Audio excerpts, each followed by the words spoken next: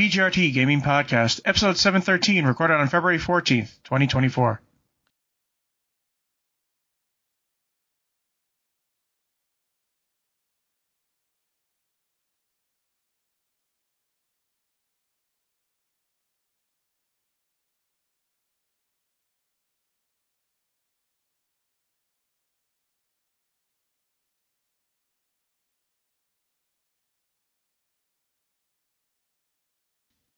Hello, and welcome to the 713th edition of the TD Gaming Podcast, and 546.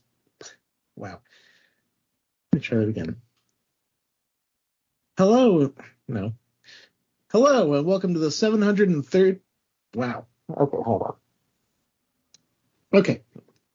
Hello, and welcome to the 713th. Why am I? Oh, that's why. There's an on that. And I'm like, okay. Hello, and welcome to the 713th edition of the TD Gaming Podcast and 546th episode of Video Game Roundtable. I am TJ Denzer. I am Scott Dirk. And I am Jonah Falcon. The VGRT Gaming Podcast focuses on game news from around the industry. Right. So, what have you been playing, TJ? Tekken, and more Tekken. I have invested my life into Tekken 8 and am dead set on becoming very, very dangerous with the bear. There is a kung fu bear in the game known as Kuma. He is Heihachi's favorite child. They raised him from a cub. He is his fighting partner. And now that Heihachi's gone, Kuma is looking to avenge his master as the resident bear of the Mishima family. Also, he's a hard-hitting grizzly bear. Like, the character is just wild and fun to play in Tekken 8 because it's got this heat system where every character can kind of like power up for a little bit and get unique benefits, but depending on what the character is capable of. And for Kuma, he gets a nasty little uppercut and can roll over opponents with one of his stance changes. So I've been having a blast with him. I've been demolishing folks, and Tekken 8 is great. It's a really good game for like people who've been fans of the series forever and people that want to jump in. What have you been playing, Scott? I'm playing Reverie, and I think I was just mostly Reverie. I'm getting close to the end of it, so I'm going to be finishing that up. And then we'll probably play something else after that.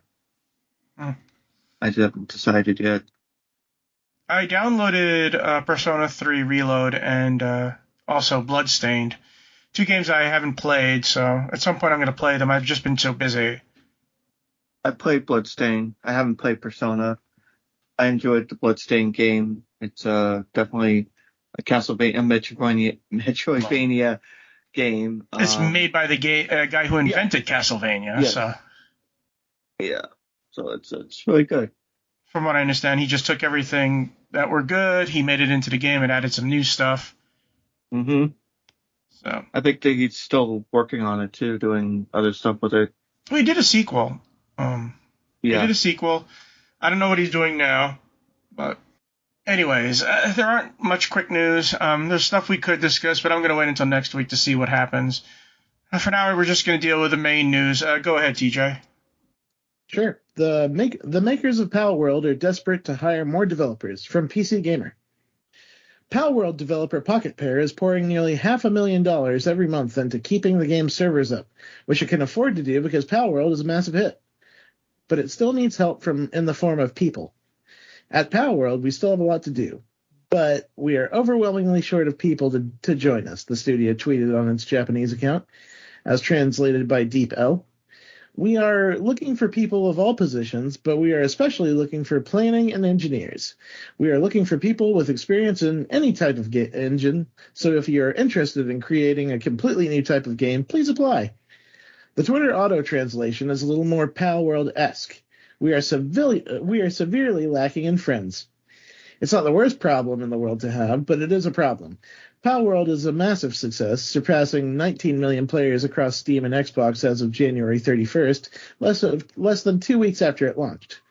Its concurrent player count on Steam has tailed off from those heady days, but Palworld is still one of the most played games on Steam, currently being outpaced only by the perennial number one Counter-Strike 2. The good news for prospective candidates is that Pocket Pair is not working in. Does not like working in Palworld. In other words, Palworld is depressing and oppressive in Palworld.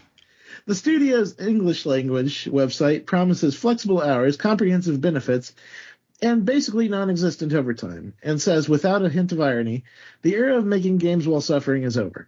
If only the poor pals were given such consideration. I think it's nice that they're not doing Mr. Crunch. Yeah, and what a wild launch that game has had. Like I've heard folks say that like it's not a great game, that it's really rough around the edges, but it's also super early access. Like literally. Yeah, I mean it's early access. It's going to be around. It's going to be rough around the edges.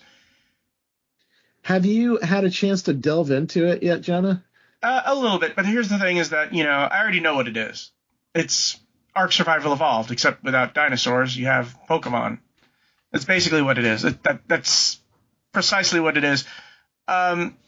It's rough around the edges enough that I really don't want to play it in this state. I'd rather wait for it to be finished. But I already know where it's going. If you really like Ark Survival Evolved, play this. Yeah, it does seem like it has a lot in common with that. Same with like Conan Exiles, but less dong sliders. But the game has like been still like, it got to a point where it actually managed to outdo Counter-Strike 2 as far as most concurrent players ever on Steam, which is an amazing feat of in itself, because Counter-Strike has had that slot, like that number 2 spot, forever.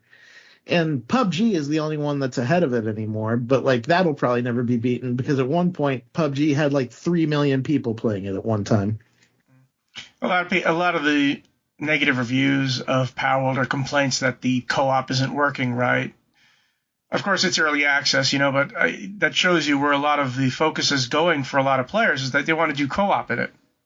Yeah, and there's also there's been a few issues where like if you do things a certain way, you risk having your progress either blocked or just stopped or erased. Like there was, I think, one where if you had too many people in the same clan, it would crash the game and you would lose your progress. I hope these people weren't expecting to keep their progress when early access ended. Yeah, no doubt. And like we've seen that too with Baldur's Gate 3, right? Like where like it was such a long time in early access, but they need those people to help test it. And I think it's pretty common with a lot of games where if you have a older state of the game and they update it, and now you need to start over because the update, the old save file will reference the previous state of the game and needs to reference the new state of the game. So that's why the save file has to be replaced. Yeah, and I think you kind of have to go in with a sense that if you're going in on early access, it's not like crowdfunding, but you are going in with the idea that this game is going to be updated frequently. It's usually going to break old builds, and whatever you have is not going to exist in 1.0. It doesn't hurt that a lot of people are playing for free on Game Pass on both PC and Xbox, so you have that additional number of people who are just enjoying it. I mean, people on Steam paid for it, but you still have innumerable people who are probably playing it on Game Pass just to check it out. Mm-hmm. And $500,000 every month, that's a lot. I didn't know that much they were paying for servers. Thankfully, Microsoft probably gave them a hefty chunk of change, aside from the amount that people paid them on Steam. Yeah, this game has been... It's tapered off a bit in February. Like, you're not seeing it going as wild as it was. But, man, when it came onto the scene, it made a splash. I've never seen we've rarely ever seen a game take off like that. I don't even think that, like, Among Us or Fall Guys had that kind of momentum behind them. Well, keep in mind, there's a lot of the people who are playing it are older former Pokemon players who've given up on Pokemon because, forget about gameplay, it's just that all the character sprites look janky. And in Palworld, all these creatures look great. You know, they're almost at Ratchet and Clank level. Yeah, like, that's one thing that people have been clamoring for forever is 4K Pokemon. And, like, and Palworld isn't Pokemon. Like, it doesn't play like Pokemon, but it's close enough to, like, instill a little bit of that feeling. I just can't wait to see duels in which people are, you know, just have an area in which they can just, you know, have Pokemon battles, but instead of just, you know, attack, counterattack, it's all at once and with guns and bombs and everything else. Did you see where a lot of it is like, oh, not only can you enslave Pokemon pals, but you can enslave other humans too. Yeah, there's a lot of odd things you can do in that game, but yeah, we saw a clip recently of someone weakening another guy and then just throwing the little, I don't know what the Pokeball is in Palworld is, but he chucked it at him and caught the dude, which, interesting. I don't know what happens after that. Well, you know, humans are animals. We'll see. Could be an early access thing in which the game doesn't recognize the difference between humans and Pokemon yet. We'll see. Yeah. But here's the thing. You can have games that have these huge hits in early access and just seem to vanish even when they launch and you forget about them. So let's hope this one isn't forgotten about when it actually launches, whenever that is, maybe 2025. Yeah, it feels like it'll be a while considering, like we said, this one's rough around the edges. It'll take them a while to polish up as much as they need to make this the way it needs to be.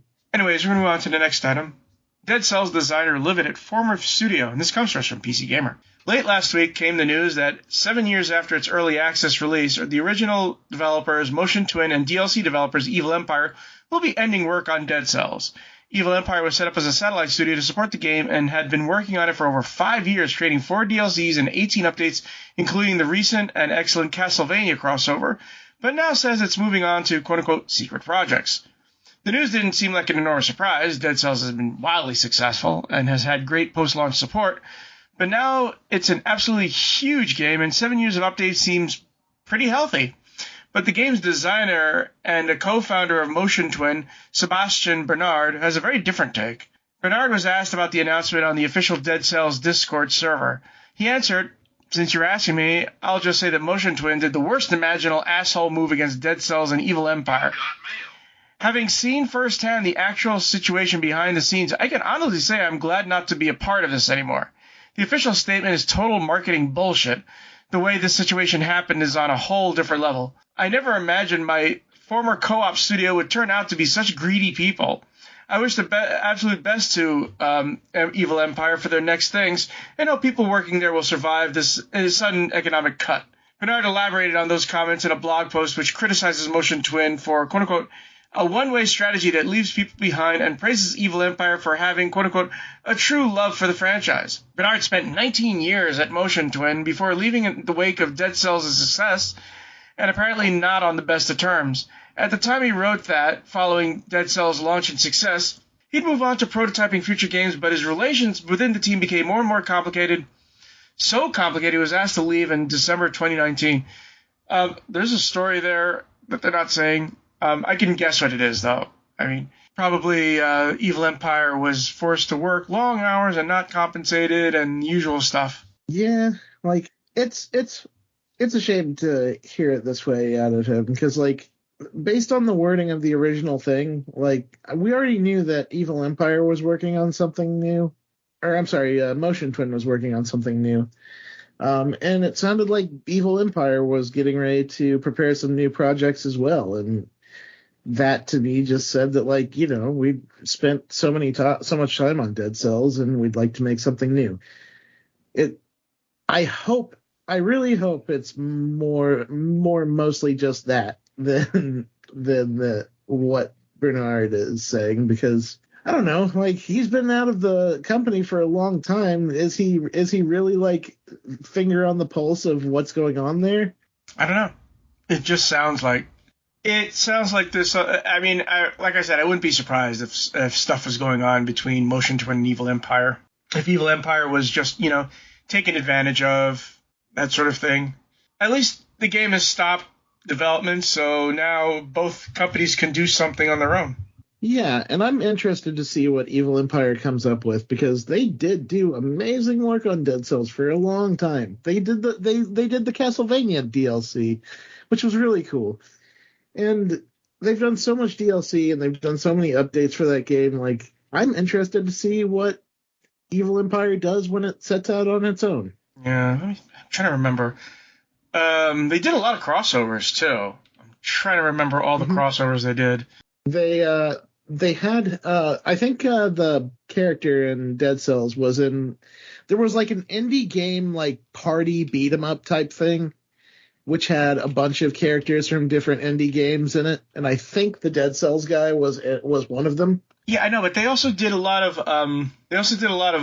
DLC for Dead Cells in which there was a crossover. Oh, right, Guacamelee was a DLC for Dead Cells, if I remember correctly. Yep. Did Blasphemous ever do it? No, Blasphemous is just another type of game.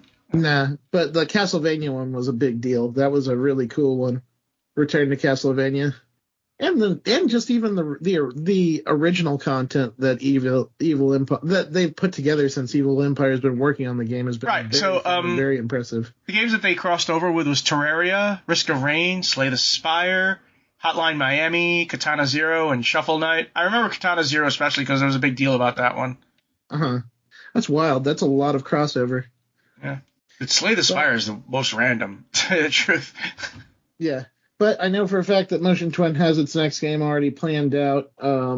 We haven't seen anything about the stuff that Evil Empire teased in its announcement that it was stepping away from the game. But they mentioned that they made it sound like they have more than one project in the works that they want to show off pretty soonish. So I wouldn't be surprised if we see at least one or two indies revealed by Evil Empire before 2024 ends. Yeah. Next item, go ahead, Scott. Okay, let's see. EA flop Immortals of Aveum reportedly cost around $125 million. This is from Games Radar.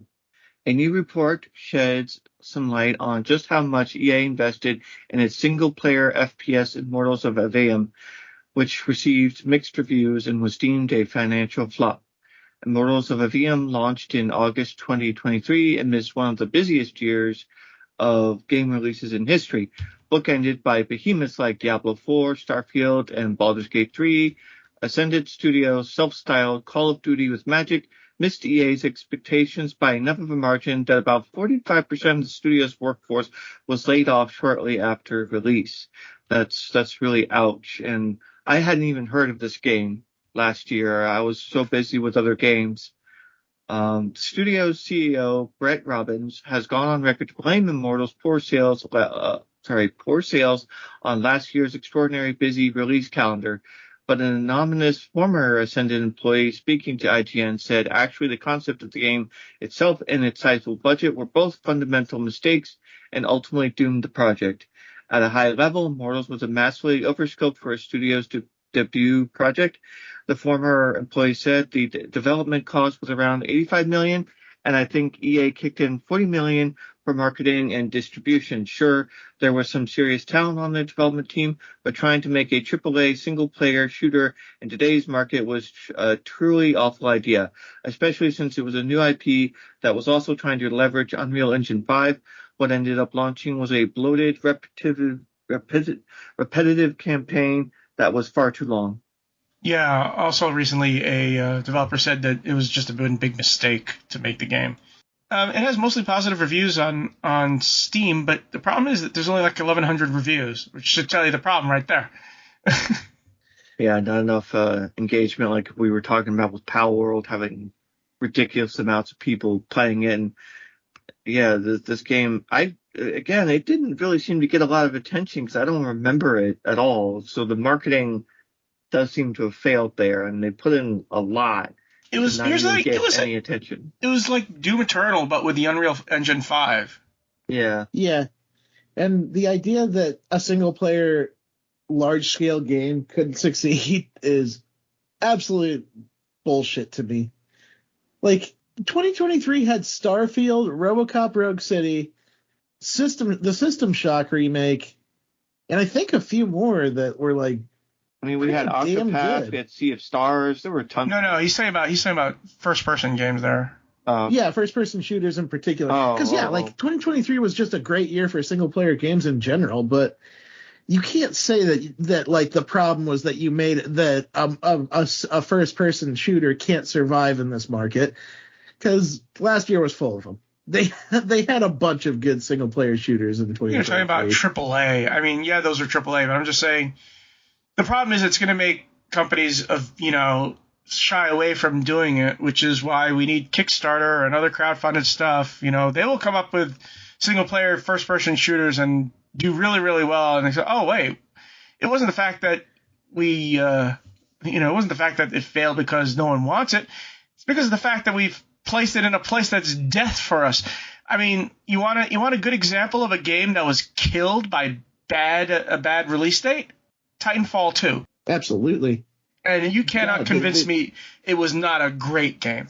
They put it directly between the Call of Duty and Battlefield games that year. Like in the same, like 1 week one game, 1 week Titanfall 2, and then 1 week the other game. That is the worst possible idea. And Titanfall 2 outclasses both of them, but it was the first time on PlayStation, and it had such a great single-player campaign, too. It was so good. But, and then they just turned it into Apex Legends, which depresses the hell out of me. And you can't even tell me that, like, Call of Duty with magic is a bad idea, because, A, Ghostwire Tokyo exists, and I love that game, and B, there's the BioShock series, which is basically that idea. You have good shooting, but you also have powers. And so, like, I don't know, like, I think the problem was a little bit more with the game itself than what it was. Oh, wait, what was the name of that game? The Might and Magic first-person shooter. Dark Realms of Might and Magic? Something like that. Dark Messiah of Might and Magic. Wow, that was 18 years ago. Remember Dark Messiah of Might and Magic? Yes. That was a first-person action role-playing game with... And here's the thing. There's another game that's coming out that's going to be exactly the same way, and that's Avowed. So we'll see. Yeah. It's good. Yeah, and like I would like to hear the sales numbers for Starfield at some point. I want to know how that game did. I know that people haven't talked about it a lot, but I do know that people were also enjoying it when it came out. People keep on shitting on it for some reason. And it seems like there's a campaign against it because it's Microsoft and exclusive. I mean, people were releasing videos like, look, there's a blank wall. You can't run forever like they claim you can. Well, that's because the person, whoever was playing that version of the game, was playing with a hard drive, and the load times were extremely slow. You gotta play with a solid state drive, or else it's just going to be time. It's going to have to do the entire thing that No Man's Sky did for people just to get over it already. Huh. Yeah, like I agree. It's like for what I saw, when people were playing Starfield and sharing stuff of like their ships and the missions in the game, it seemed like it was fun. It seemed like people were having fun. It is fun. And despite it, and I know that you've enjoyed it as you've been playing. I had to put it aside because I'm doing two things. One, I'm doing a playthrough of Middle-earth Shadow of War for my show. And also, there's just a lot of stuff that I have to tackle. I mean, there's almost no time for a game like Starfield, which basically demands your time sometimes. It's like, yeah, you want to play me? You're going to have to sit down and play me, baby, because I'm not one of those games you can just have a 15-minute little excursion. No, you got to play me for a few hours. But yeah, I mean, here's the good thing about Immortals of Aveum. It's single player. So you don't have to worry about it being a live service game and all of a sudden we're turning off the servers. Sucks to be you. No, for a single player, it's going to be there, and you don't have to worry about other players. You don't have to worry about servers. You can just play it. Whenever you feel like you want to play it. And I think there's a big sale of Immortals of Aveum on it's 60% off right now. So you can play it for $24. Or the deluxe edition is $28. So I mean, just it's although you become a battle mage, and I always associate battle mage with bad games because of Lich Battle Mage from a long time ago. That action game that was based on Magic the Gathering. You remember that one? God, it was terrible. Anyways, you're gonna say something, TJ? Go ahead.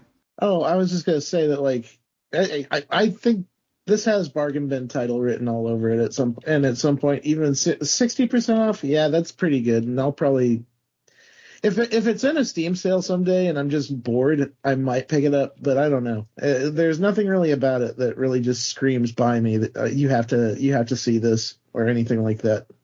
Anyways, look for our show notes at gamingpodcast.net, along with industry news and our gaming history articles. You can enjoy exclusive comments on our blog at gamingpodcast.net. Also, us up at facebook.com/gamingpodcast. Something's going on with iTunes and the podcast. I don't know what's going on, but if you can subscribe to us on iTunes, try and leave some iTunes comments. We will see you next week. Happy gaming, everyone. Have fun, be cool, play games, y'all.